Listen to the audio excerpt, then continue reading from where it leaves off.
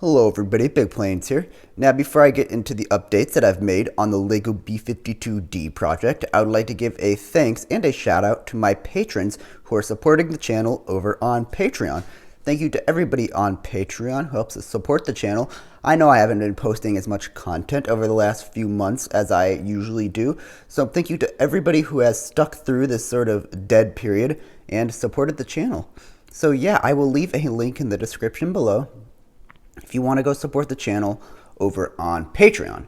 But it's update time. Now, it's been a few weeks since I made the last video on this plane, and the main reason for that is because the parts haven't shown up. Now, I'm still waiting.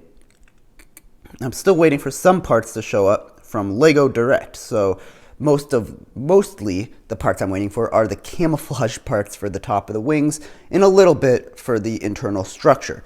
But I have pretty much all of the other parts, so I have started building the wing. Now, like I said, I have already built a B-52 before. I built one a good 6 or 7 years ago. It was a really long time ago, and I've learned a lot from that project that I am going to be able to carry over to this project. Mainly, I need to build a strong center wing box, and the stresses on this wing are enormous, which I guess it sort of has to do with the first point. But those are two things that I'm keeping in mind when I'm building this. And right now I have the wing flipped over. So this is you're looking at the underside of the wing right now. And of course I'll just get this out of the way first. This is my prototype design, or at least as close to final design for the engines. I'm going to try to get a better angle on it here. That's better, right? This is my current design for the engines. Again, this is the B-52D, so this used the original turbojet engines, not the newer turbofan engines, which I believe are still from the early 60s. So yes, even the most modern engines on the B-52 are from the 1960s, so what, over 50 years ago. So yeah, these engines though, since this is a Vietnam era B-52, this was before they updated the engines on the B-52, so these are the original turbojet engines, which are quite a bit smaller than the newer turbofans. They are, to be fair, they are low bypass turbofans, so they're not that much bigger. They're not going to be obviously the size of an A380 engine or even the size of a 737 engine, but yeah, this is the design I've come up with. I'm pretty happy with it. Obviously, I kind of ran out of parts for some of this, so when this is done, this will be completely filled out. Obviously, it needs to be filled in with tiles, and there needs to be another one here. And each engine will be a different color and a combination of colors, so I believe this is the outboard engine on this side. That's what that is, and I still need to make 3 more. Obviously, when those parts show up, I will do that. So that's what I have come to there. This took a long time to design. It's basically the same design as my 707-120, which is helpful. I basically just tacked 2 of those together. Obviously, this is a little more complicated than just that, but that was very helpful having experience building the 707 previously. Now, the wing itself, let's look at this. So I have flaps in, and the flaps they're pretty basic. They're just single slotted Fowler flaps, but you can see how this works. It's basically just a sliding mechanism, and again, I wanted to make this as accurate to the real deal as I could, and for some reason this one doesn't want to slide in. There we go. This is pretty much what it looks like when retracted, and like I said, it's basically just a sliding mechanism, so it just pops out like this and slides. Pretty basic. Same thing on the outboard flaps, and I will be adding spoilers to this, of course. And so yeah, that's basically how that works. I'm going to see if I can flip this over with one hand. Ugh. There we go. Again, excuse the shaky camera.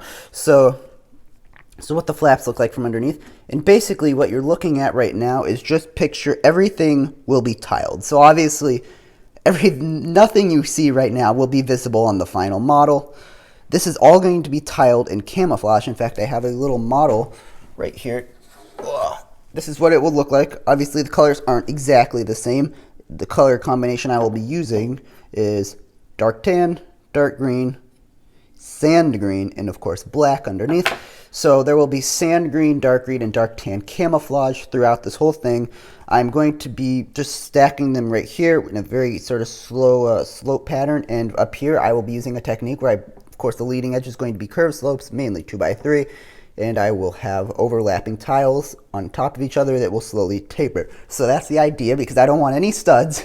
This is going to be a completely studless model, as you would normally expect from one of my builds. So completely studless, and obviously I'm hoping that the wing box is able to hold itself together. You can see sort of a little bit of the innards of how this works, with the larger, more beefy hinges back here, and then just a number of the smaller plate hinges up front. This is pretty sturdy so far. Obviously, I'm going to be reinforcing it. When I continue building underneath, I'm going to add more hinges, add more support. So far, this seems very rigid. It has not flexed very much at all, so I am quite happy with the design so far, but I guess we will find out when I add the longer wing sections to each wing. So yeah, that's gonna be about it, I guess. I'm hoping I can bring you guys an update pretty soon. Unfortunately, the parts from the Lego factory haven't even left the factory yet, so unfortunately that may be a good couple weeks before I'm able to start on really getting the camouflage pattern in here, which I'm looking forward to doing. That's the big thing that I'm looking forward to doing with this model, is getting that camouflage pattern in there. But once those parts arrive, I think this is going to start coming together very quickly. I'm hoping to have this done within the next month or two, by August. So that's probably going to be it for this video. Pretty short. I am very happy with the progress that I have made, and I'm hoping by maybe the next video, I don't know, I might have the outer wing panels made. I'm not sure yet, depending on the part situation at the time. So that's going to be it for this video. I hope you enjoyed it, and I look forward to bringing you more videos on the B-52D project going forward. That's it for this one. Hope you enjoyed it, and bye for now.